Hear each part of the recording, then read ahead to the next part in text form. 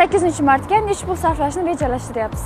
500-600 dollar atrofida. 500-600 dollar. Da. Nechta odamga? 3 kishiga. Prezidentdan sarflandi. Nimaga? Noto'g'ri bayram deb bilaman. Qizim bo'lganda 1 million, lekin opam bilan onamga taxminan 1,5 atrofida. Yema qizim yo'qmi? 1,5-2 million atrofida bu yetsa kerak edi. 8-martga shu 100 mingda. O'sha 700-800 ming. 1 milliondan 2 milliongacha. Menimcha 150 ming, 200 ming shunaqa.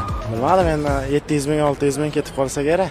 Ketsa kerak bir 5 million, 6 million xudo xolasa. Nechta odamga? Bitta, ikkita onam ayol. Ayolingiz. 250. 1 million, 1,5 million. 500 mingdan 1,5 milliongacha. Nechta odamga?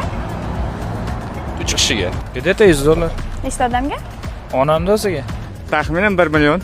Endi biz hozir yaxshi sovg'a olaman dedingiz, deb 1 million bordi. Nechta odamga? Bitta. Bitta. 200-300 dar bo'lishi mumkin. 200-300 ming. Bilmasam bir 500 mingdan o'lchalammi? Yo'q, nishollamoqchi emasman. Bizda nishonlanmaydi uyda. Bularni hali o'ylab ko'raman. 100 ming deylik, mayli. 8 ming, 1 million shunaqa. Nechta odamga? Ikkita odamga bo'lishi. Yetadi. Shu 500 minglar ketadi. Oyingizgami, qizingizgami? Oyim uydalar. Qizingizga. Rahmat javob berishim.